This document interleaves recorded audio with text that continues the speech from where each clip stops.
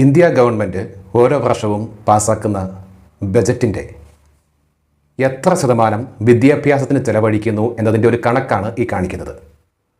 രണ്ടാം UPA സർക്കാരിൻ്റെ അവസാന കാലഘട്ടങ്ങളിൽ മൊത്തം കേന്ദ്ര ബജറ്റിൻ്റെ ഏകദേശം 5% വരെ വിദ്യാഭ്യാസത്തിന് വകയിരുത്തിയിരുന്നപ്പോൾ NDA സർക്കാർ അധികാരത്തിൽ എത്തിയതിനു ശേഷം ഈ ശതമാനക്കണക്ക് ക്രമേണ കുറഞ്ഞ് അവസാനം 2024 എത്തി നിൽക്കുമ്പോഴേക്കും ഏകദേശം 2.5% എത്തി നിൽക്കുകയാണ്. അതായത് ഒരു വർഷത്തെ മൊത്തം ബജറ്റിൽ വിദ്യാഭ്യാസത്തിന് വകയിരുത്തിയ തുക 5% നിന്ന് 2.5% കുറഞ്ഞിരിക്കുകയാണ്. ഇതേ കാലഘട്ടത്തിൽ ഇന്ത്യയിൽ ഏകദേശം 90,000 സ്കൂളുകൾ അടച്ചുപൂട്ടി, അതും ഗവൺമെൻറ് സ്കൂളുകൾ അടച്ചുപൂട്ടി എന്നതും കൂടി നമ്മൾ ഈ ഘട്ടത്തിൽ ചേർത്ത് വായിക്കേണ്ടതുണ്ട്. ഏറ്റവും കൂടുതൽ സ്കൂളുകൾ അടച്ചുപൂട്ടപ്പെട്ടത് മധ്യപ്രദേശിലാണ്, ഏകദേശം 30,000-നടുത്ത് സ്കൂളുകൾ. പിന്നീട് ഉത്തർപ്രദേശിൽ 26,000-നടുത്ത്. ഇങ്ങനെ കണക്കുകൾ നീളുകയാണ്.